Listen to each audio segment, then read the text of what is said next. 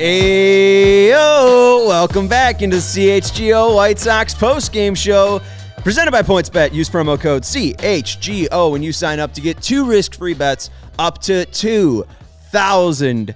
Going, Vaughn. See you later, 8-game losing streak. Get the hell out of town. The White Sox get off the schneid, and they win 7-3. Great performances from Andrew Vaughn, Jake Berger, and Dylan Cease. Very excited to talk to all of you about the Chicago White Sox winner chicken dinner here on Wednesday, April 27th. Welcome into the CHGO studio, Studio A of the West Loop offices of CHGO. I'm Sean Anderson. You can follow me on Twitter at Sean_W_Anderson. The man to the left of me, Herb Lawrence. Hello. Follow him on Twitter at Ecknerwall23. He is the CHGO White Sox community leader. And Herb, they finally won. They did win. Awesome. And I did promise something. What'd you promise? In the pregame, What'd you Sean promise? took his first shot of Malort ever this morning. He actually took like 3 shots of Malort today. And I said, I won't do it until the White Sox win, and I'll do it in the postgame. Goddamn right. They're already calling for it, too. So, and what happened, Herb? What happened again? Just remind me. The White Sox win. Oh, yes. Yes, I'll tell you what.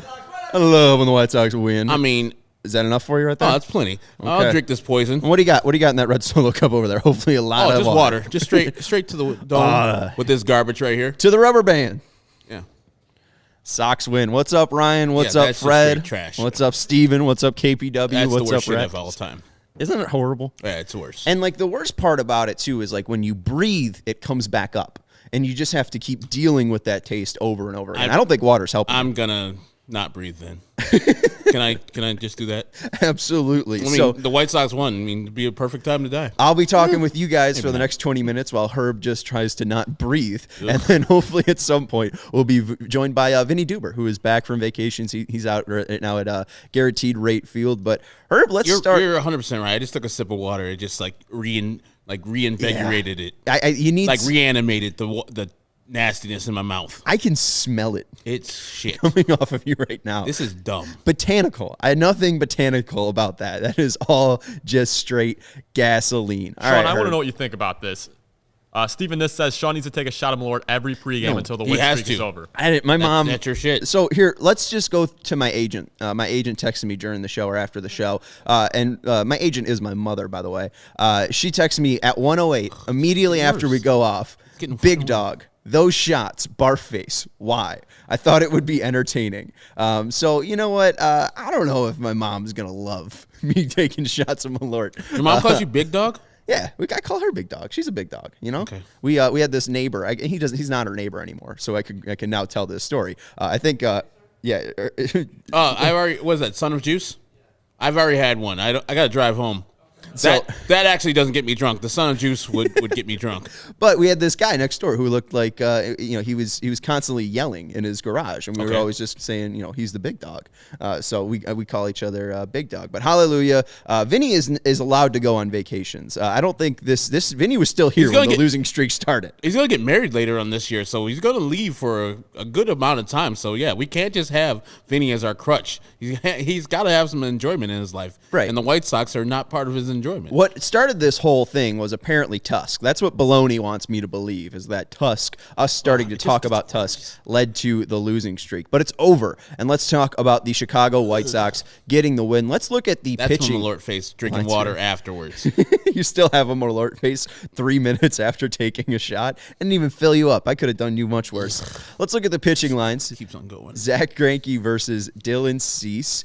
Cranky with 6 innings, gave up 3 earned runs, 5 hits, no walks, and 4 Ks. Dylan Cease, 6 innings pitched, 2 earned runs, 3 hits, 2 walks allowed, and 9 Ks. Herb, let's start with the mustachio man. Let's start with Dylan Cease. He didn't give up a hit until the 5th damn inning. The man was on fire. His stuff was electric today. High curveballs, high knuckle curveballs, some knuckle curveballs in the dirt. Slider was working, fastball up to 98. He had it all working for himself today, and the Royals couldn't see him. And it looked like he knew that it's hard to hit balls out of the ballpark. And he was challenging guys like Salvi Perez. 2-0 count, fastball 98, hit it if you can. 3-2 count to Carlos Santana. Can you hit it? No, he was missing it by a foot. So he had electric stuff. And with Dylan Cease back in the day in his rookie year, it was always, hey, can I get through that one inning where's trouble, where's his head?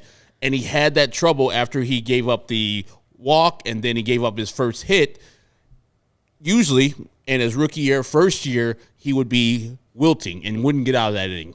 And it looked like he probably wouldn't get out of that inning facing Hunter Dozier, but he's like, no, I'm Dylan Cease. Mm-hmm. Get the hell out of here, Hunter Dozier. He got out of that inning, gave us our first quality start of the year for the White Sox, the first. The only teams without one are the Reds and the Pirates, and you know how bad those people are. So good that Dylan Cease saw the 8-game losing streak. It's like, guys, I'm the stopper. No more. I'm going to give you a great performance out here. You just have to provide me with a couple runs. And that's been the fantastic thing to see is that Dylan Cease has answered the call each and every time. Every time the Sox have needed him to stop down the opponent or stop a losing streak or stop, anything from going wrong, Dylan Cease has been there 4 out of the 4 times. There has not been a bad start from Dylan Cease this entire year. There has not been a start where the White Sox or game the White Sox have lost because of Dylan Cease's pitching. He is pitching truly like the ace we traded for in that Jose Quintana trade, and he is working out beautifully this year. The biggest thing for me, 16 of 24 first pitch strikes, and even you look at the first 5 innings, I think that was probably 16 out of 20 or something like that. I mean, he was on it through the first 5 innings. More than I think I've ever seen him. Yeah, he was perfect through what, 4+? Yeah, and then he walked Santana, and he started to get a little shaky there. He got down 3-0 to Santana, and then ended up walking him. I'll make sure when that was, but I know he walked Santana. Yeah, and then that's what you need to do when you don't have, like, he started to lose his stuff in that 6th inning because that's the most pitches that any White Sox pitcher has pitched this inning. So maybe a little fatigue there. But he reached back for extra 6. He knew he wasn't coming back out for the 7th and shoved it. And he did the job and gave the White Sox a chance to win when he left the game after 6 innings. That's all you ask for from your pitcher. Give your team a chance to win. The White Sox started the game off right. We told you. Tim Anderson is the key to the offense for the White Sox. What did he do today? Got on base 3 times, scored 2 runs. That's what happens. I gave him the pressure of breaking this 8-game losing streak. He rose up to the challenge and made a diamond. Absolutely. And just to go back to Cease real quick, he didn't end up walking anybody until the 5th inning. Second batter of the 5th inning, he threw 3 straight balls to Santana, then got a called strike, then got a swinging strike, and then tried to get him on a slider, but Santana would not go. He's way too good. Yeah, that's a guy that walks over 100 times in a season, multiple times in his career. I mean, that's a tough guy to get chasing. Probably should have went back to the fastball. He was getting good looks on that, but he just went 3 straight fastballs there. But overall, let's look at Dylan Cease's performance because it was truly spectacular stuff. Steven Niss in the chat saying he didn't throw a ball in the first inning. Nope. When he attacks, he's unhittable. That is true, friends. He threw 12 straight strikes in that first inning, and it was boom, boom, boom, boom, boom. The Royals did not know what to do with any of those pitches. And let's look at the arsenal today for Dylan Cease. 4-seam fastball, slider, and knuckle curve. He threw the 4-seam fastball 44% of the time, threw the slider 35% of the time, and the knuckle curve 20% of the time. But the big numbers I need you to look at are called strike whiff percentage right there. You could see it totals up to 33%. MLB average is around 27.5, so that is an above average start for Dylan Cease. Called strikes plus whiffs. He is a guy that's going to get a ton of whiffs. 21 whiffs on the day for Dylan Cease. 21 bats he missed today. But the big thing, 12 called strikes. We always talked about him getting behind batters, getting behind in counts, and not having the ability to attack and be able to use his best stuff when he wants him, not be able to use a slider in a 1-2 count. He is now in advantageous counts, and he is dominating hitters. 9 Ks today, only 2 walks, and that walk too, the second walk was intentional. He got Santana down to 3-0, and there were runners on, so Tony ended up walking him. I thought that was a good decision, but overall, I mean, you cannot be mad with what Dylan Cease is giving you, and overall, I mean, he might be the MVP for the Sox in April because he has been absolutely brilliant and was brilliant today. And you spoke about it. Getting first pitch strikes, filling up the zone with strikes is going to be any pitcher's best friend. And then on 2-strike pitches, you have the advantage over the batter. So you can throw that filthy slider that starts in the strike zone and fades away. Or you can throw that high knuckle curve. You see how many times he did that today, Sean? Like, you have to respect the 98 that comes up top. So once you see that ball and it comes from the same slot, you're like, okay, 98 fastball, and it's elevated. And then you see a little looping knuckle curve that's 76. You're like, fuck, I can't even pull the trigger on that. So, yeah, he was hitting those for strikes all day. Rob Drake, even though he's a detestable human, got the job done behind the plate. He was very consistent with his strike zone. Was giving like a ball outside. You could see that pretty much every pitcher got that ball outside off of the plate. So, he was working with them. He was working with the high strikes, working with the low strikes. He had a pretty good game. I don't know what the scorecard's going to be because he was pitching a couple balls that were off the plate. But as long as the umpire's consistent with me, I'm fine with him. Absolutely. And just to finish off thoughts on Cease, the biggest thing too, looking at the pitch mapping where all of his pitches end up going, huge thing for him today was keeping stuff out of the middle of the plate. I can count right now 1, 2, 3, 4, 5 pitches that he left over the middle of the plate. And other than that, I mean, Herb, you could see this right now, and I just want to show you this just so you can know. You could just see right here, that area right there where all that power is for right-handed pitchers. Yeah. He didn't hit that spot once, and the only place he's putting stuff is forcing fastballs up and in. It was a masterful performance from Dylan Cease. And once they get Lucas Giolito ramped up and healthy, you saw how good he was on Sunday. Once they get Lance Lynn back, you have Cease, you have Lynn, and you have Lucas Giolito. I've called them the Holy Trinity before because these guys are as good as gold. When you have 3 starting pitchers like this, the White Sox should not have 8-game losing streaks. All right? Once they get fully healthy, this should not happen. And even to add on top of that, Michael Kopech, still kind of a Willy Wonka ticket out here. You're not sure what you're going to get from him, but so far, so good. Yeah, and that's all I expect out of Michael Kopech is to get his innings in. I know it's not going to be a complete game, and one of the reasons we'll get to the 7th, 8th, and 9th inning why didn't have a guy like Tanner Branks in the game at the time is because probably want to pair him up with Michael Kopech because they know Kopech's going to go 4 or 5 tomorrow. And so I was sad to not see Tanner, but I understand the plan also. So, yeah, as Michael Kopech gets going and is the guy that he has been this early season and can stretch out the starts from 4 to 5, maybe even 6 innings, man, watch out for the White Sox pitching staff. Yeah, and Christina's saying the knuckle curve is disgusting. Steve Stone was talking about it today on the broadcast and talking about how it's a true 12-6 action and how it's really tough to pick up where that ball is going to end up because it just keeps dropping and it just keeps falling off and off the table. And when you have a curveball or a slider, you can tell that it's going to tail into your bat. You're gonna have that horizontal movement, but with Cease, that vertical movement just straight down was absolutely sickening today. And you got Nocturnal Hustler saying, get rid of Keuchel, he's washed. Like, I mean, yeah, guys, like we understand. Like, this is why we were telling you all throughout the offseason. You were telling them. That was you. I was Take credit for your great call. I was saying it in my closet. I was saying it back in May of 2021 that the White Sox need to go sign Carlos Rodon. I was baffled at the fact that they did not offer him a qualifying offer. I'm not trying to make this a whole thing about Rodon, but yes, you need to get rid of Keuchel. You need to get rid of Vince Velasquez. It's not going to happen. Right? They're paying him $18 million. They started the season with Dallas Keuchel on the roster. They started the season with Vince Velasquez on the roster. We'll see if Johnny Cueto can make his way into the roster. But those are the 3 guys fighting for that 5th starting position. It's Keuchel, it's Velasquez, and it's Cueto. And right now, none of those guys are out the door. They're still in this organization because this pitching depth isn't healthy. It's not good depth. I agree with you on that. And that's why I was standing on the table to say re-sign Carlos Rodon. He's been real damn good if you guys haven't seen.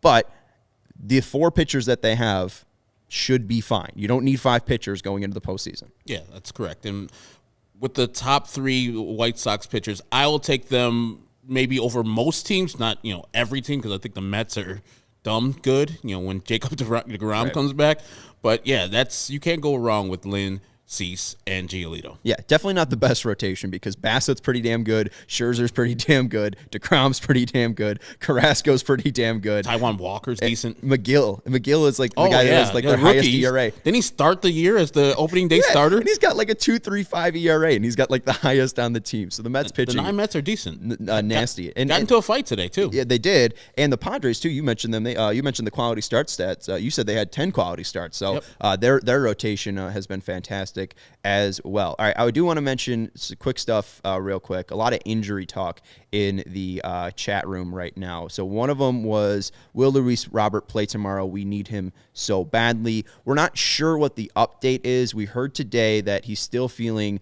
some pain when he's moving. So it felt like it was a possibility that he could have played, but they're holding him out. So I wouldn't be shocked to see him in the lineup tomorrow. But if he's not in the lineup tomorrow, we're going to have a lot of questions on why he's not on the IL, because the White Sox could have had an open roster spot and could have, called up Adam Hazley. And I know it's Adam Hazley, but he is at least a guy that can take an at-bat. He is at least a body that is available. Luis Robert right now is not available. And an actual outfielder, too. Yeah, well, Hazley has been fine with the glove. No, I'm saying that. He's an actual outfielder. Right, outside of Sheets and Vaughn, which we saw today, and we'll get to. Not great, friends. That's tough. And there was another question just scrolled up a little bit. I think it was from, it had an emoji in it. Up. There it is. Joe Tucci. If they ever get fully healthy, just to comment on that, Yoan Moncada is starting a rehab assignment on Friday. So is Joe Kelly. So you will be seeing two familiar faces bouncing back. So hopefully Luis Robert plays tomorrow. Yoan Moncada will get some game action on Friday. Joe Kelly will get some game action this weekend. And I know Johnny Cueto should be pitching soon, too, for the Sox. So, reinforcements are coming. And our Vinny Duber sent a tweet later in the afternoon clarifying, the Sox clarified that both Kelly and Moncada will travel to Charlotte on Friday. Moncada's expected to get action on Saturday, and Joe Kelly will pitch on Sunday for the Charlotte Knights. So they'll be traveling on Friday and getting action on the weekend. So I expect them at the latest to be on the team, if all goes well, by next weekend, if not earlier. And one more final note, too. The starting rotation is going to look like Michael Kopech tomorrow, Lucas Giolito on Friday, and then on Saturday it will be Vince Velasquez. All right, Herb, let's go into the actual game. Let's talk about some of this hitting for the Sox, because after the bottom of the first, I felt a little bit worried. I went to the West Loop Market with Lawrence to go get a sandwich. I didn't see the first inning, but TA gets hit by a pitch, and then the White Sox get sent down. Vaughn, Sheets, and Abreu struck out looking. Were you nervous after that first inning? Because we talked a lot about Cranky staying away from the Sox power and them not drawing any walks. They still didn't draw any walks today. They were lucky. They still got 7 runs, which was a good result. But they drew one late. Gavin Sheets drew one late, but not off of Cranky. Yeah, against Brents, I think it was. He was terrible. I felt really worried. I was like, it's good that TA got on. He didn't swing at the first pitch because it hit him.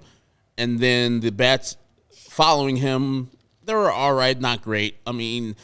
They could have been out the inning earlier if Hunter Dozier does the right thing when he grounds fields Gavin Sheets ground ball. He just throws a second and gets the throw back from him because Gavin Sheets doesn't get down the line too tough. But, I was worried because I said in the pregame, you need to show that you're not going to go 3 up, 3 down. But they didn't because Tim got hit. So I was like, all right, at least Tim got on. That will give him a little confidence. Mm-hmm. That'll give the rest of the team a little confidence. They see what Cranky's featuring, and it's not anything spectacular. Just put a couple runs in the ball, put the bat on the ball, and if he's not gonna walk you, he's probably not gonna strike you out. So I was kind of worried, but also heartened because Tim got on. Yes, and Tim Anderson consistently got on, but he wasn't the one who scored. Nope. Bottom of the second, Grandal hit a laced single into right field, and then Jake Berger hitting a double, and we'll talk about him a little bit more with this power. He hits a double. He goes to second, Grandal to third, and then my click to pick, Reese McGuire drives in the first run for the Sox on a sacrifice fly. Jake Berger, we had this discussion a little bit. He ends up hitting a home run as well in the bottom of the fourth to make it 3-0 Sox. Jake Berger has been fantastic for the White Sox with the bat, and when it comes to May 1st, when this roster is going to start shrinking, what happens? Because we see Mendick playing today, we see Berger playing today, Moncada's obviously starting his rehab assignment. I mentioned that I would like to see Jake Berger stay on this White Sox roster and see Danny Mendick sent down. You disagree with me due to positional flexibility, but let's talk this out for the people here. Yep. Why are you on Team Mendick over Berger? That's a weird place to put me in. I'm not on Team Mendick over Berger, but I guess that's ultimately what I am. I think that Jake Berger needs to play every day, whether that's here in the major leagues or down in the minor leagues. I don't see him as a guy who's a utility player, a part-time 2 to 3 times a week player. I see them. He's a Major League Baseball player, so we're going to get Yohan Moncada back. I think he's a much better baseball player than Jake Burger. He's a better hitter, better fielder. When Yohan plays, he needs to play 90% of the games. Give Burger or whoever needs to substitute in with him, either Josh Harrison or Danny Mendick, those extra at-bats when you need to get Yohan rest. But I don't want Jake Burger on the bench just wallowing away, wasting development for himself. I want him to be playing. So later on, if Yohan gets hurt again, or if we need to move him, if somebody's checking for Jake Burger and says, hey, I want that guy, and we have a need on the other side for that other team, he can be ready to play. And it's like, okay, I see him play at the major leagues. He had a great April. He was down there in Charlotte tearing the cover off the ball. Yeah, we'll give you this X, Y, or Z pitcher or whatever fielder you need. That's the only reason. I think he's earned to stay in the major leagues 100%, but I'm a guy that thinks that Jake Burger should be playing every day wherever he's at. Before we continue this conversation, I got to let you know the best way to support CHGO is to download the PointsBet app and use code CHGO when you sign up. If you do that right now, you get 2 risk-free bets up to $2,000. But that's not it. If you make a $50 or more first-time deposit, you'll receive a free CHGO membership, which unlocks all of our web content, and you'll even get a free shirt of your choice from a CHGO locker. That's $2,000 in free bets, a free CHGO membership, and a free t-shirt from a CHGO locker, all for making more than a $50 first-time deposit at PointsBet. If you have any questions, you can email pointsbet@allchgo.com, and we will help you out. PointsBet is your home for live in-play betting, and it just got even better. Introducing PointsBet's newest feature, the live NBA same-game parlay. For the first time ever, you can build the perfect live NBA same-game parlay only with PointsBet. Combine your favorite bets anytime during the game, and if you want more, you can also boost your live same-game parlays. You can watch live, parlay live, and boost live with PointsBet when you're watching the Bulls and the Bucks tonight. Put down some money, a live NBA same-game parlay, and make sure you're winning money even if the Bulls lose. Online sign-up is available in Illinois. You can download the PointsBet app right now and register your account from start to finish, all from your phone. So what are you waiting for? Once the game starts, don't just bet. Live your bet life with PointsBet. Gambling problem, call 1-800-522-4700. All right, I wanted to, get through that real quick because I missed my guy. Yeah. Come on. I missed him. Vinny Duber is back. When it comes crashing down and it hurts inside. Look at that. America. Hi, Vinny. What's up, guys? How you doing? How you doing? You can follow the CHGO White Sox beat writer at Vinny Duber. Back from vacation, and you snap the losing streak. Good luck, Charm. How's it going? Yeah, I don't know what you guys were all talking about over the weekend. They look fine.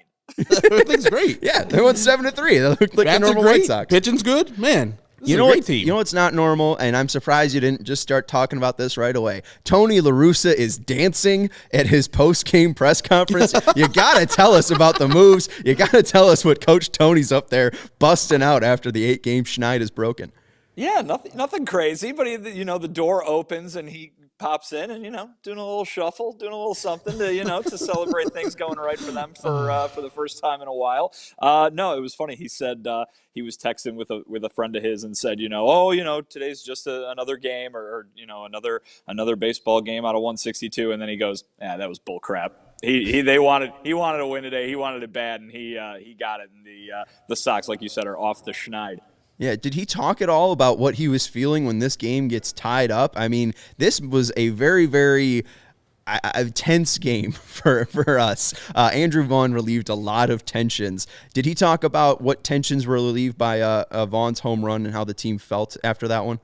Well, he talked more about what they were feeling leading up to it, right? And it was apparently the mood in the dugout was just very impressive to Tony and to some of the other players, that we heard from. When Danny Mendick gets that single with 2 outs, when Tim Anderson follows with a single with 2 outs, and it's like it's like a let's go kind of moment. Like they're keeping the inning alive. They're doing it. They're trying. They're fighting. And listen, I think stuff that I was talking to people about all day today, be it before the game or after the game, was what has it been like? What has the clubhouse been like with all this losing in ugly fashion? And how do you keep the confidence up, that kind of thing? And I think Tony gave a perfect example of exactly what this team is capable of from a mental standpoint, from an emotional standpoint, to not let something like that drag them down to the bottom of the sea, and to let them kind of feel like they're in it, even after, it looked like it was slipping back toward the way things have been going for the last few days. It was not that at all in terms of the mood in the dugout. And when that rally started, it ended in a way that confidence would lead you to believe that it could. We knew that Liam Hendricks wasn't available because of the little back tightness there. for today's game. Did Tony say anything about why Kendall Graveman went for the 6-out save? Was there no faith in Aaron Bummer? Was he available? Or what did Tony say about the 6-out save by Kendall Graveman? So the plan all day was not to use Hendricks. The plan all day was to use Graveman and Bummer in some combination in the 8th and the 9th. I should say the plan all day when they had the lead. The game, even when the game got tied up, they had no intention of using Liam Hendricks, according to Tony. So, I think the fact that he only threw 9 pitches, Kendall Graveman in that 8th inning went lightning quick like that. He's been a hell of an addition to this bullpen, and certainly with some of the injuries they're dealing with, whether it's a short-term day-to-day thing like Hendricks is going through right now, or the longer-term thing that's kept Joe Kelly out for the first month of the season, they've got the arms to kind of backfill it. And I know people don't like to see Jose Ruiz go out there, on a regular basis, but these guys performed again today, even with the one run that the bullpen did give up. Yeah, it got tight, but it didn't get too tight, and they were still able to hold on to the lead. So I was happy with the bullpen's performance today. I do want to talk a little bit about old Liam here, because I know that you were out, having a good old time, and I don't think you were watching the Twins game on Sunday, but we thought it was an actual on-the-field injury. It sounds like something happened in the clubhouse, though. Do you have, the full story of how Liam got injured? And I know that he obviously didn't want to get pulled out of that game. Were you able to talk to him before the game? Yeah, as he told it, it happened between the 9th and the 10th, and that he got it from walking on tile. He said it's something that's happened before, maybe the way that baseball players' shoes are with the cleats, with the spikes, sometimes not conducive to that. But he did say it's something that's flared up a time or two in the past. But yeah, it just was kind of a freak thing, and he's hoping to put it behind him pretty quick. He didn't know when we talked to him today whether he was going to be available for today's game or not. He had to go out and throw. It sounds like the White Sox were being very careful with him and didn't want to deal with that, regardless of whether the result of that pregame work that he did. So, he said it was a weird thing, and then he went out and pitched with it. Said it didn't really hurt when he was pitching, just a couple of times when he would, move, or, I think, the catcher threw the ball back to him or something like that, is when he was feeling it on the mound, but not while he was pitching. So hopefully not a long-term thing for the White Sox. And what about Luis Robert? They spoke about him. What did he feel when he went out for a workout? Yeah, apparently he's been working out every single day. Nothing that is him just sitting around. He's trying to get back as quick as possible. But apparently they're just going to take the same tack that they usually do, which is if he's feeling anything, just don't rush it. And, they've got, I think Andrew Vaughn just pointed out, they got 140-something games left or something like that. They're not going to think of this as the finish line by any stretch. So when it comes to Luis Robert, he was working out. He felt something when he was moving from side to side. They say if you feel something, you're not going back out there. So they're going to wait until he is completely, I don't even want to call it pain, but free of discomfort, until they send him back out there for a start, even though I know that Rick said yesterday that he was expecting Luis to play today, so I understand why people were confused on that one. But, Robert went out to work out yesterday and still feeling something. And I know they can retroactively IL him. Were there any talks about that? Maybe if he continues on, will there be an IL stint for Luis Robert, 4 or 5 days, because he's already been out for 5 or 6? Yeah, there was no talk of that. I think the idea would be, and this is just me guessing, but I think the idea would be that his progress has been going up, and so they're just going to wait to make sure that it's fully gone. And maybe if you get to the point where it's been, where it's not going up, or if it's just kind of staying stagnant, maybe then they would consider something like that. But that's just speculation on my part.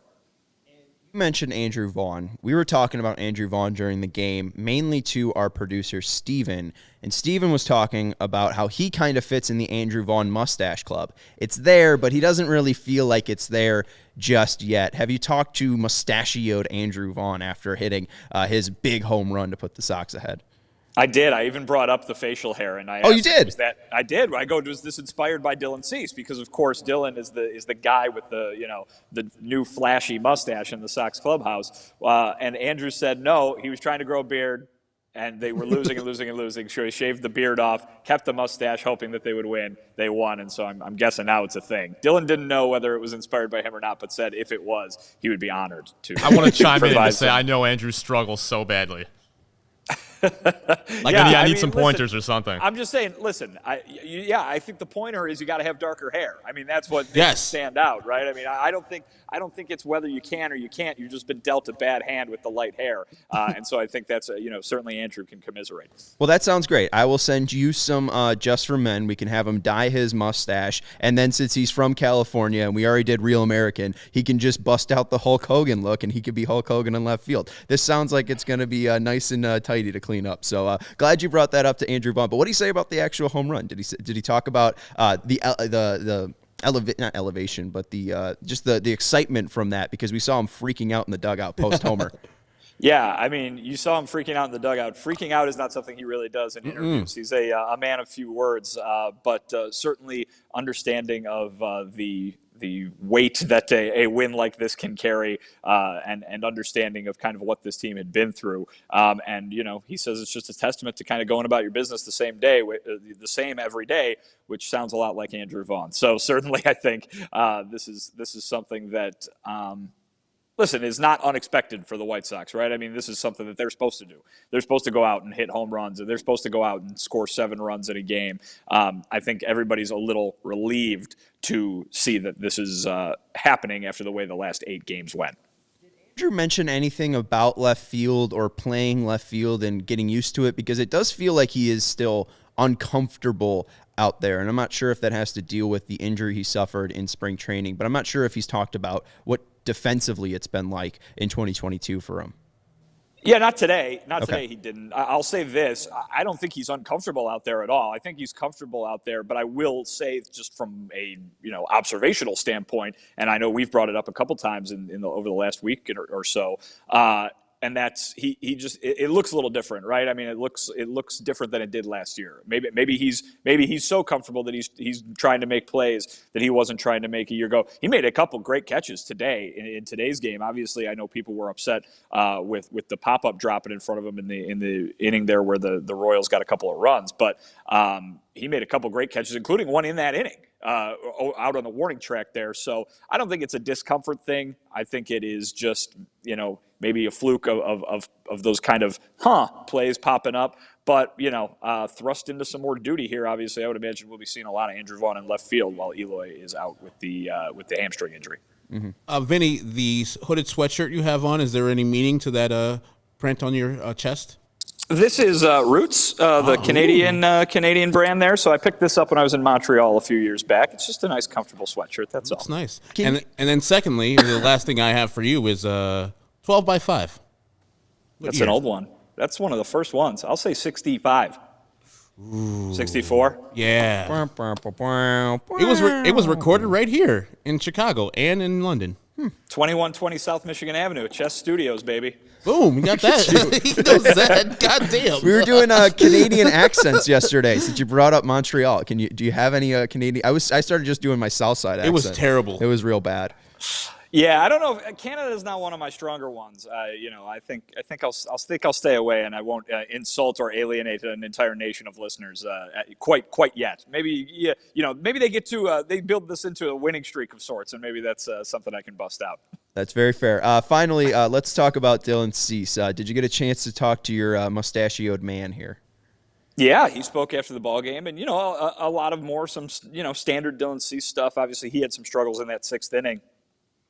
But, he was very excited to go ahead and set the tone for today and be able to kind of give these guys a winning start, even if there were some roller coaster hills along the way.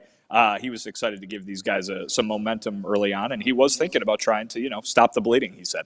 Well, and it seems like we talked about this, just the pressure, and this was before you went on vacation, the pressure of all the spots that he's had to be put into. After the Sox blow opening day 5-4 against the Tigers, he is then thrusted into try to get the Sox back on a winning way, and then also he has to protect the bullpen because of Kopech pitching the next day. Then he has to go up after the Sox lose for a second time against the reigning AL East champions, and then he has to go on the bump during a 3-game losing streak, and then he has to go on the bump during an 8-game losing streak. It just does feel, though, that his confidence is really there. It really feels like he is truly himself. Has he talked about comfortability at all on the mound and how that's changed for him in 2022? Because he does look more confident. Yeah, I mean, I think it comes with time, right? I mean, I think it comes with, being a major league pitcher for a few years. And I think it comes with working at your craft for a while. You know what I mean? And once you can find your footing, then you can kind of solve the issues that come after that. So, I mean, we every time we talk about Dylan Cease, we say the same thing. Stuff's always been there, and now, right? Well, I mean, he's showing that he's more than just stuff right now. He's showing that he's a pitcher, and I think that it came after years of work. And so, congrats to him. That ... scary. And I was wondering, too, did he speak about filling up the zone with strikes? Because it seemed like that was the plan from start. 12 strikes in the first inning, and pretty much the whole game he was just challenging the Royals. Here it is. Hit it. Can't? Cool. Again, I mean, it's that combination, right? It's stuff plus learning how to pitch. And, this is a guy who struggled with walks during that 2020 season. And we've seen that kind of drift away a little bit. And, we saw him kind of get the contact, at least, that he wanted to get out of that inning, but in the sixth. But obviously the balls were falling where there were no fielders. But, he's tried to develop into a guy that can get into trouble and then get out of trouble. And I think, while that sixth inning was certainly rocky, he's a guy now that knows how to do what he's doing. He's not just throwing anymore. He's pitching, and I think he knows what he can do against a major league hitting.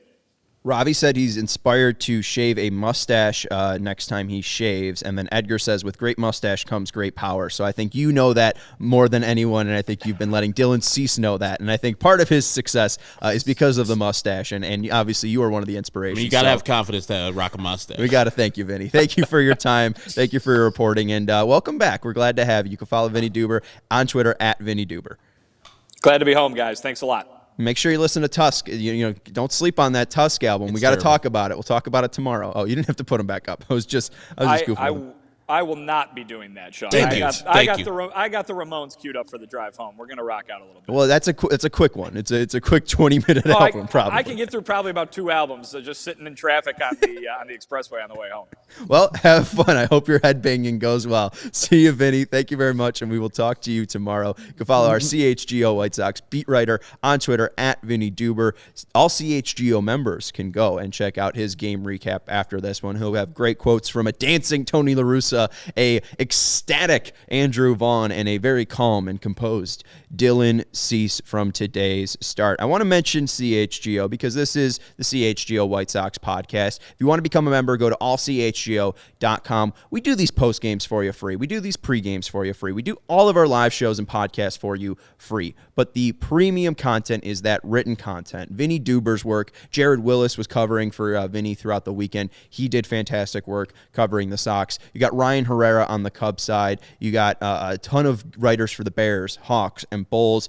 If you're looking for some Bulls recap, Matt Peck and Dave will have you covered. So become a member at allchgo.com. And we'll Gottlieb. Go to allchgo.com to become a member. When you do sign up, you do get a free t-shirt. So not only are you getting premium access to those written content, you're also getting a free t-shirt, and you get access into the CHGO Lounge. That is our members-only Discord. So you can come and chat with us whenever you like. If there's not a live show going on 5 days a week, you can talk to us in the CHGO Lounge. So go to allchgo.com to become a member. I also want to talk about a product that I use literally every day. I started taking AG1s because I didn't have time in the morning to make a breakfast. Honestly, I'm pretty lazy. I had coffee cake today, but I also had breakfast. Athletic Greens. Yeah, but okay. Athletic Greens neutralizes it. Right. So, I woke up. I stayed with my schedule, right? I woke up at 9:30, but I was a little bit bad about making a nice breakfast for myself, but I needed to make sure I supplemented that with AG1s. I've been on it for over probably 6 weeks now at this point, and I love it. It doesn't taste super healthy. It kind of has a mild tropical taste that I look forward to each morning. With one delicious scoop of AG1s, you're absorbing 75 high-quality vitamins, minerals, whole food source superfoods,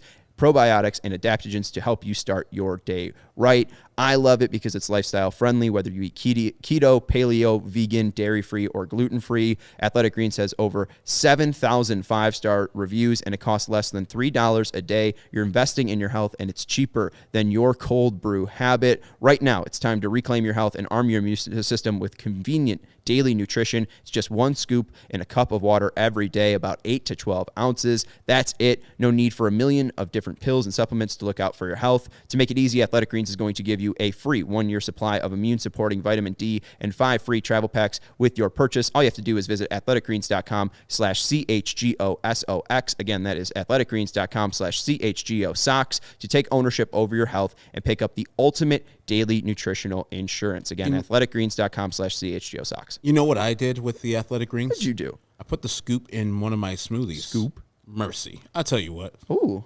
Delicious. that sounds great. Oh, yeah. You know what also sounds great? Just a regular banana mango smoothie. Mango smoothie. What do you put in? So take us through the Herb Lawrence smoothie. Well, it's like almond milk. Then there's like this pack of, we got it from either Trader Joe's or Costco. One of the two. I'm not allowed in Costco because it's too big and terrible. So we just pour the whole thing in there. It's a bunch of fruits and such. Then I put the mango in, because it's not that very sweet. So mango and the little banana, like a half a banana, because it's way too sweet. My diabetes will go up. Then I put the full scoop of Athletic Greens in there.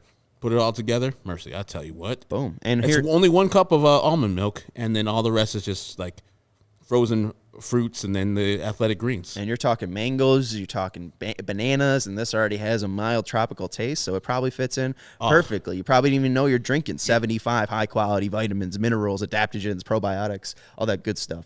Yeah, I did not know that. And not to besmirch the great people at Costco. It's just a big-ass store. I don't like Courtney doesn't allow me to go with her anymore because I say, do we really need this? Do we really need that? Why are we doing this? We should do this more efficient. She's like, stay your ass at home. Dude, that is... And the only thing I like there is the goddamn hot dogs at the end. I like the free samples. See? I like the free samples. People like the hot dogs. Lawrence agrees with the Costco hot dogs. I don't like that it's all, you got to be a member. It's huge. Yeah. Forget that place. Or Trader Joe's. They're both terrible. My agent does have a membership. You can use her membership. I'm not going in because it's the same damn reason you're not going in. Okay. It's too big. Also, getting out of groceries is like the best part of my week. If I can get out of grocery shopping, I will do that any damn day of the week. When my mom's girlfriend picks up my girlfriend to go grocery shopping, I feel like I just need to write her a thank you letter. Like it makes my week when I don't have to grocery shopping.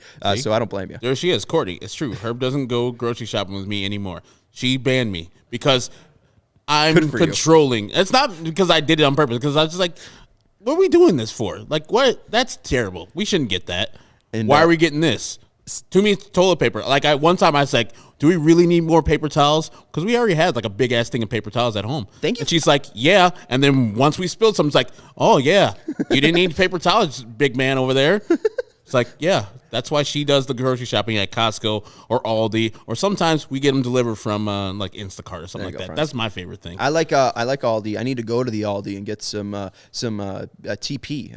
Thank you for reminding me about paper towels there. Reminding me of what I'm out of at my house. And we do have Stephen Niss saying, Sean, say the word, we'll go get hot dogs. And Leonard's in for a Costco run too. There you go. Hot dog run. And Baloney's down for Home Depot hot dogs. And someone else was asking where the coffee cake was from. My friends, it was the strawberry coffee cake from Jules, my friend. Come on. What other coffee cake is there out there?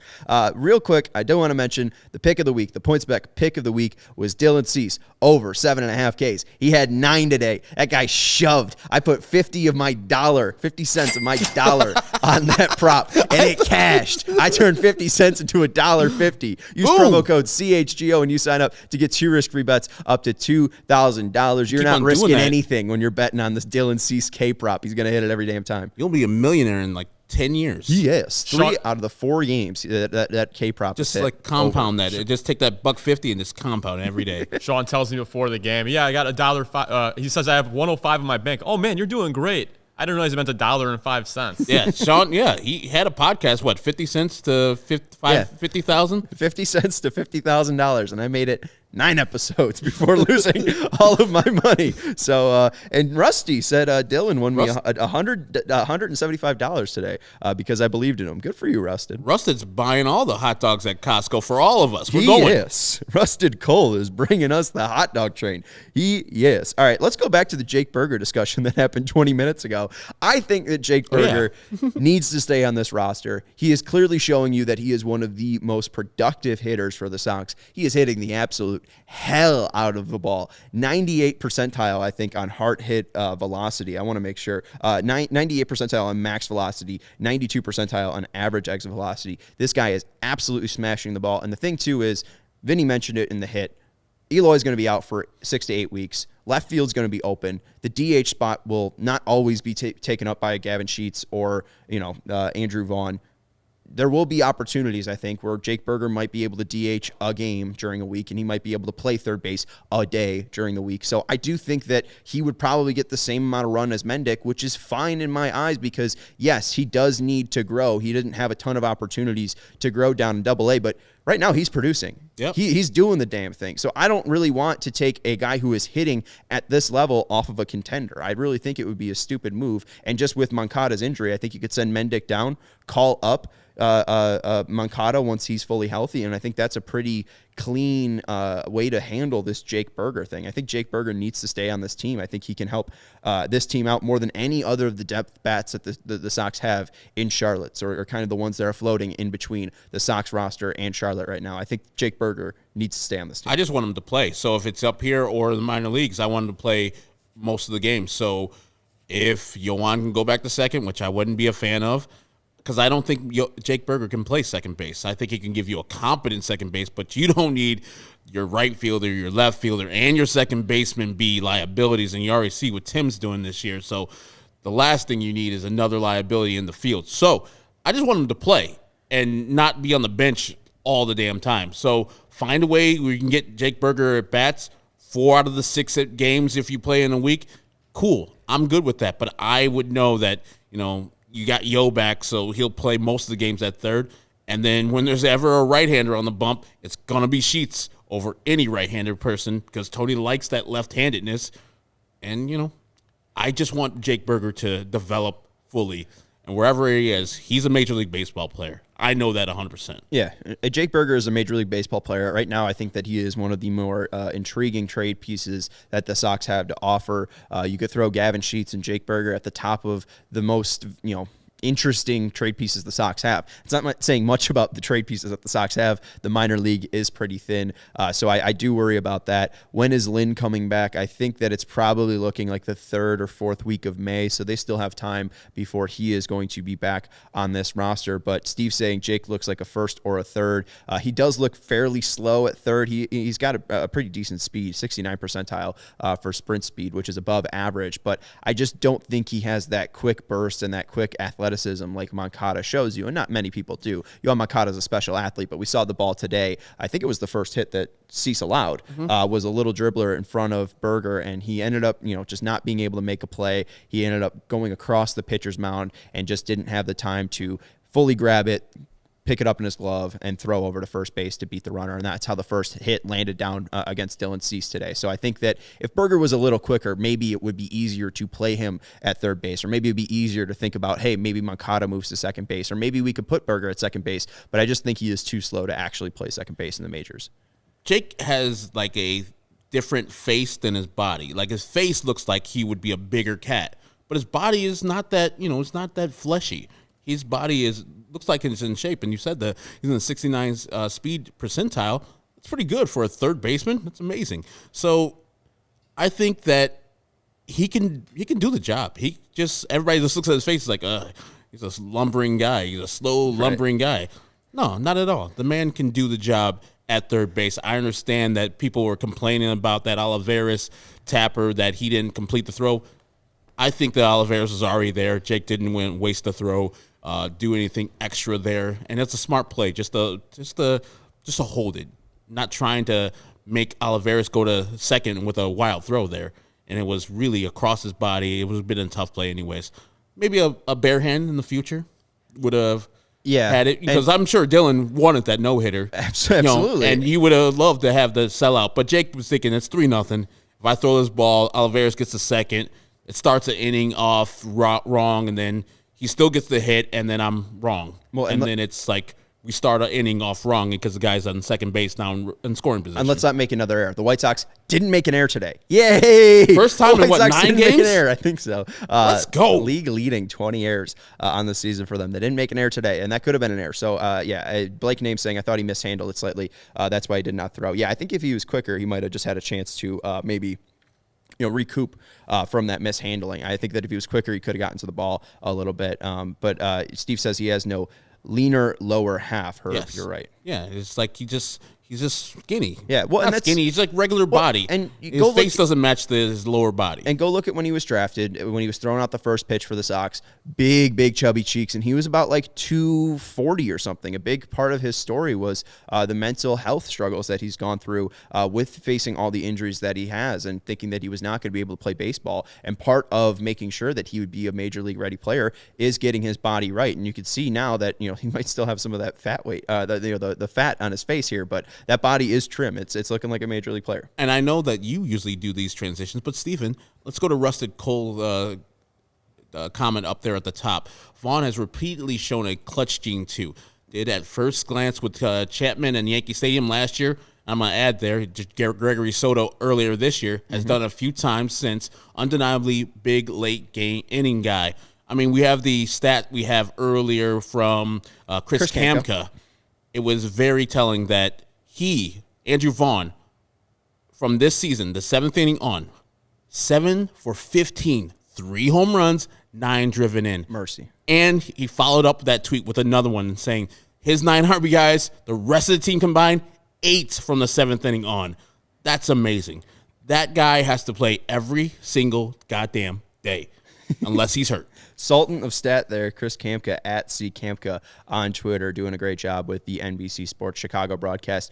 I agree that he needs to be playing every day. I do just wonder with the follies in left field. Oof. Vinny had a little bit more of a rave review for Andrew Vaughn today, and he did get to see him in person. So maybe I'll be a little bit cooler with Andrew Vaughn. But right now he is the worst outfielder by outs above average, and you could just see it today. It just was he misjudged that that ball that hung up in the air. He ended up diving for it and trapping it under his glove, which was a nice play. Didn't let it get away from him, and he was able to make the 2 catches going back. But we even talked about it. Just the routes to the ball look sloppy. I mean, it's not an efficient route that he takes. He doesn't look comfortable, in my opinion, going up near a wall, and I don't think he should be. This is a guy that did not have enough opportunities, and he's not an outfielder. And I think the more and more he plays out there, the more and more we see it. We've seen this all throughout the major leagues. There's so many examples. Just look at the other side of town. They try to play Kyle Schwarber in left field so many years after years, and at some point it's just like, well, he's not going to be a great fielder. He's still going to give you a great bat, whatever. Let's just play him out in left field. But my biggest worry is that Andrew Vaughn might hurt himself in left field. And I do want to go to some stats here. I tweeted these out, and I want to just go through them. This is Andrew Vaughn through 500 career at-bats. Not fully 500 career at-bats, but at-bats 1 through 100, 230, 324, 370. Not good. 10 extra base hits. At-bats 101 to 200, 220, 275, 410, 11 extra base hits. He was worse from 101 to 200. At bats 201 to 300, 340, nice, 387, Eason, 590. Let's go. 13 extra base hits. 301 to 400 when he was injured, 170, 265, 260, 3 extra base hits. Not good. That's under the only time in those 100 bat increments there that he was under 10 extra base hits. And then at bats 401 to 465, what he's currently going through, 218, 305, 453, 7 extra base hits. And that is including about, 18 or so at-bats from last year. Okay. And he batted so poorly at the end of last year because he was injured. If you look at his stats right now, Andrew Vaughn is one of the best players on the White Sox. This guy is putting up each and every day. And all of those extra base hits, all of those 7 extra base hits have come this year. He is the best hitter on the White Sox currently. Bar none. The double he hit Bar off none. Cranky, he picks this curveball the below ground. The strike zone just before it hits the plate, and he takes it to the warning track. Insane power to go, basically to swing just golfing in front of your knees. Yeah, golfing that curveball and getting the barrel on it. It's so impressive to see what he does. And the home run, I mean, we knew it immediately off the bat that Scott Barlow made a mistake. And he did it off of Scott Barlow. When he came in, we're like, this some bitch is a thrower. Andrew Vaughn saw that first pitch like, this garbage ain't shit. Get out of here immediately, if not sooner. It was just murdered. I just love that guy. Like, right off the bat, I knew it was gone. The guy is a dynamic hitter. Rick Hahn, I got to give you credit. You knew this from the beginning. You knew that he was the Golden Spikes Award winner, would jump from single A to the major leagues and make an instant impact. And that's what he's done. He is the best hitter on the White Sox, and that's saying something with the hitters that they got on the team currently. Ooh, that's a take from Alec. Vaughn will break Bell's single-season home run record. That was always stood for... That's 48, right? Yeah, that was always Eloy Jimenez's job to break that record. But Herb, what do you think about breaking Albert Bell's single-season home run record? That's some Frank big Thomas that's some big do timber right there, friends. I don't know necessarily if he's a 49. He's a 40 home run guy. Like, he'll hit 30 probably consistently in his career. That's the thing is, like, I've always thought that he's similar-ish to Albert Pujols, which I know is a ridiculous comparison, but just his composure, the fact that he's so calm at the plate just seems Pujolsian, in even the demeanor, too. You talk about Pujols being the machine, and Andrew Vaughn, we hear Vinny being like, yeah, he's never excited in his postgame or anything like that, but you see him get excited about that home run that he hit. I really do think that he probably matches up most to Pujols. Pujols did have 49 home runs once, 47 before. I don't know if he'll have that much more power. Maybe he'll hit 50 doubles in a season. I could see that for Andrew Vaughn. I could definitely see that. I don't know about 50 homers. That's a big ask. Maybe 40 for Vaughn. I could see him hitting 40 one year, but I mean, just 49 in a season is a lot to ask from him. I mean, Big Frank didn't even do that. Yeah, I mean, he saw Scott Barlow's pitch up, elevated, 92-mile-per-hour fastball inside, and he took it, and he crushed it. I know you don't mean this year, but even if he develops and in his prime, I don't see him hitting 50 home runs. I don't see anybody really hitting 50 home runs besides Eloy Jimenez in their career. And Eloy probably won't do that because of health. That's the only thing I worry about Eloy. If he plays, Eloy Jimenez will hit 50 home runs in a season. If we're looking at a healthy Luis Robert, like what does he look like? What does he look like when he's 30? Because he's going to go away from the speed. We've seen this with Pollock. AJ Pollock turned himself into a more extra base looking player. Jose Abreu seems to be selling out for power now. Mike Trout isn't the same speed demon that he is. I do just wonder, like, Luis Robert plus 25 pounds, that guy could hit 50 home runs. It's just, will he be healthy enough when he's 30? I mean, I'm wrong. I just don't see it. I only see Eloy in this current group to hit 50 home runs. All right. And I'm very down on him because of the injuries. And if they're not going to change the ball, then I don't think anything will happen. Let's just talk real quick about the White Sox approach. It wasn't the best offensive day, but with the way that the White Sox have been playing, we'll absolutely take it. This is the second time that they've been above 6 runs on the season. The only other time was the time they scored 10 against the Tigers. So we'll take this output absolutely. But here is the Sox so far. 95 miles per hour exit velocity for the Sox. The White Sox have 197. Number of batted balls allowed by the White Sox over 95 miles per hour, 153. So they have a good margin there of 40. But they also have a differential of 40 in the walk department. Number of walks the Sox have taken, 36. Number of walks the Sox have allowed, 76. So we talked about this a little bit earlier, Herb.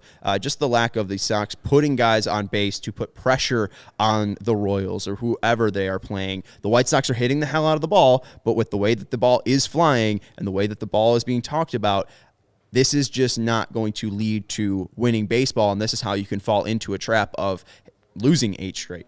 And you saw, I don't know if you saw, I think you might have been away, Tim Anderson at his second or third at bat just put his bat on his shoulder on the first pitch that Zach Greinke was throwing.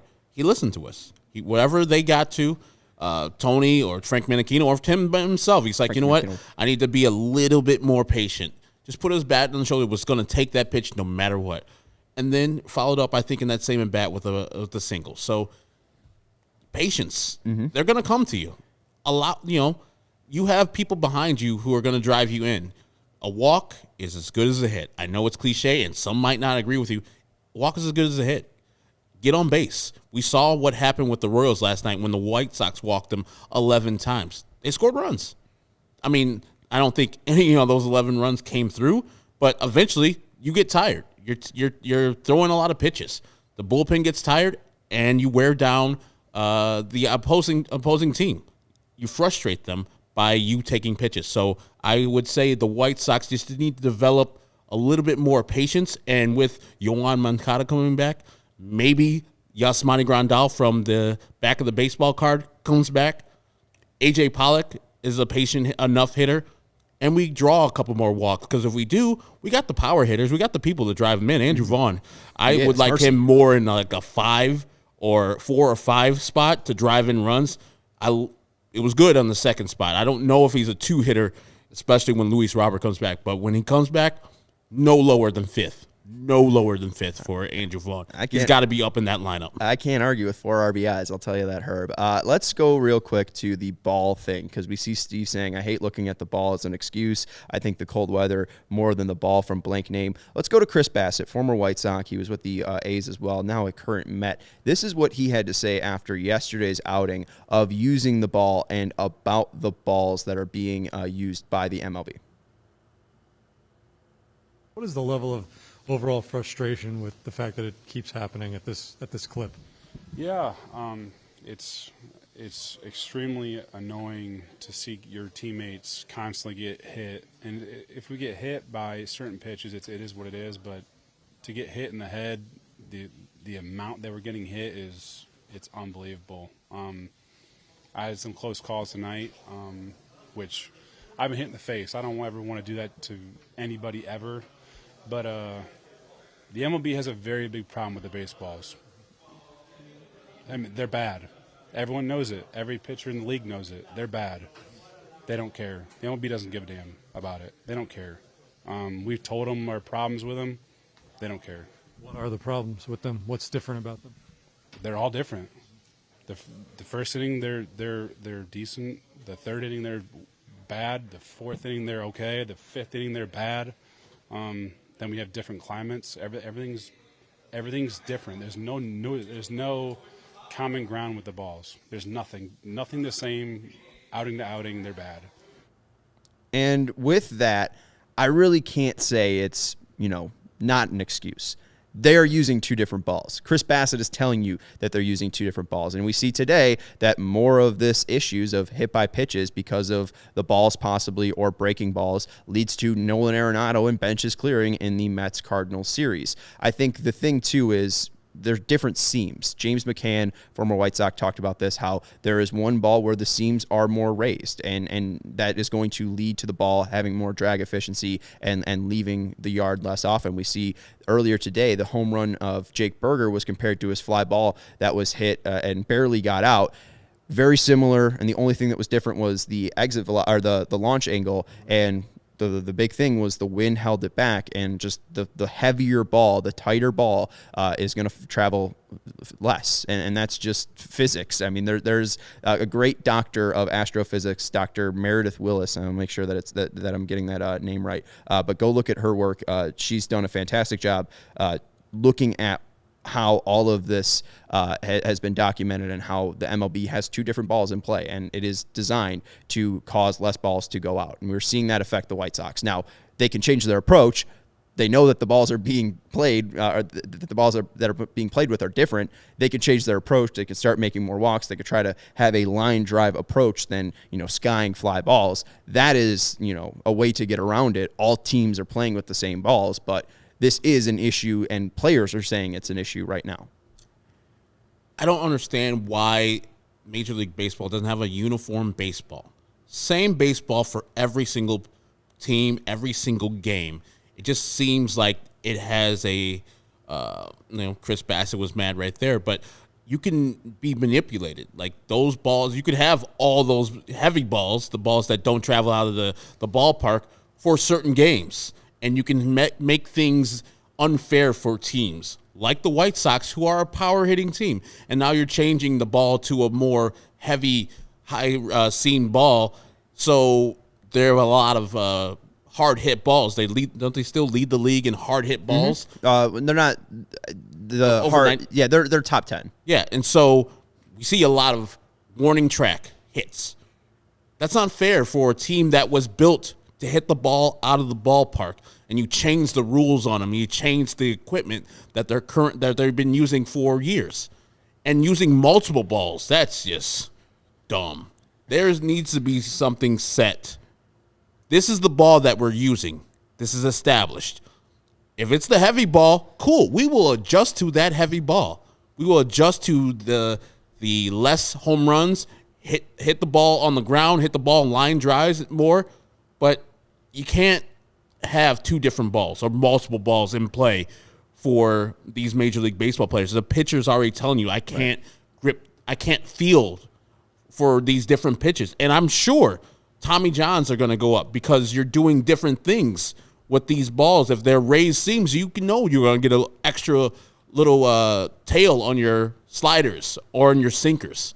So, and Rob Manfred, what the fuck, you know? Right? Yeah. Why, why? Yeah, and that's the thing, too, is we've told the MLB and they don't care, is what Chris Bassett said, and that sounds all too familiar. We'll end this with no expert. So given expected batting average and hard hit balls that the Sox have given so far, are the current struggles going 2-10 and losing 8 in a row actually attributed to the ball? No, it's not all attributed to the ball, but we can look back at some of the games. They're out hitting their opponents and hard hitting their opponents. I mean, you can look today, 11 hard hits to 5 hard hits. You can look to the Cleveland series. Oh, there we go. There goes money into the Guardians jar. The Guardians. We don't even have it yet. I know.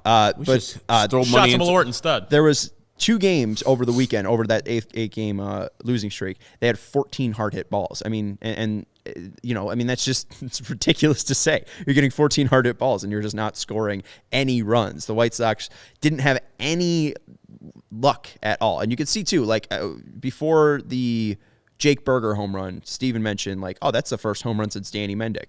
The first home run before that was Tim Anderson too. 2 line drive hitters. Hitting the ball up into the air is not working across the MLB. That is what's being shown, and that is what the balls are truly affecting, is if you're going to hit the ball up in the air, which was, it seems like a change for the Sox, you know, hit the ball in the air, let's avoid ground balls. They're being hurt by the ball. They are. The weather is hurting them. Absolutely, the ball is hurting them. I think they need to change their approach until the weather gets a little bit warmer and maybe until the balls change. But this is a part of the Sox struggle. It is not the reason the Sox lost 8 straight. It is a very small part of why the Sox lost 8 straight. But they're done. They're done with it now. They're off of it now. I saw the Andrew Vaughn home run, and I thought that was way gone. It should have gone into the seats, and It was ended up in the bullpen. back of the bullpen. That's it. Like, it was ridiculous because he hit it hard and high. So the wind caught some of the seams and probably brought that distance a little down. But that ball was murdered, absolutely crushed. And it should be no way where it just like, okay, it's in the back of the bullpen. Where the left fielder's like, that should have been what the left fielder's like, shit's over my head. I ain't moving shit. Why am I going anywhere? It should have been way up in the concourse kind of. But yeah, that's ridiculous that we're having this type of thing. And the ball, you could tell the ball is different from when Byron Buxton hit that ball off of Liam Hendricks, 469. Everybody knew it was gone, 100%. But that wasn't the same ball that Andrew Vaughn just hit. No, and that is a different ballpark too. The White Sox have, you know, very lower concourse too, where the wind comes through and down over those seats. Where Minnesota has this massive scaling. I don't know what I said. Minnesota. Thank you. Minnesota has this big, you know, 4 upper deck structure blocking all that wind, so that's part of the reason too. So I mean, the Sox home ballpark isn't going to help them out, but I'm not complaining here. The Sox won. They won 7-3. They get off the 8-game losing streak. They play Kansas City tomorrow. We got Michael Kopech on the bump, and I'm going to be honest, I didn't even look at who the Royals are starting tomorrow. That's on me, but the Kopech train rolls on. Your guy, Brad Keller. Oh, Brad Keller, right. Brad Keller versus Michael Let's win it for Kopech. the Goose, Leonard. Let's win it for the Goose. Let's win it for Rest in Vinny. peace. Vinny's back from vacation. Not Vinny's dead. The Goose is dead. We appreciate Vinny Duber for joining us. You can follow him on Twitter at Vinny Duber. You can follow Herb Lawrence on Twitter at Ecknerwall23. We appreciate Stephen Nicholas for his great production, and we appreciate And that boss-ass headline we had. Yes. Going, Vaughn, man. Yes, That's, mercy. That's a top 10 one right there. And we want to thank everybody in the chat. Leonard, No Export, Kevin, Rusted, Greg, Connor, Steve, Spags, all of our fun. The real Matt Lados is in here as well. KPW was in here earlier. KPW, Alec is in here, JJ, blank name, all these guys. So thank you very, very much. And guys being the, generic, people, y'all, people. Yeah, because earlier we had Jackie. Yeah, Jackie, and I think there was Kat as well yesterday. She was killing it. Yeah, that's going to do it for Courtney. the CHGO. Your own girlfriend, Courtney. Fiance. My bad. I'll put a ring on it. I'll put the respect on that. Yep. My bad, friends. Let's wrap this up before I make any more mistakes. For Herb Lawrence, I'm Sean Anderson. Thank you to Fleetwood Mac for their 1979 album, Tusk. We will talk to you tomorrow. And go White Sox.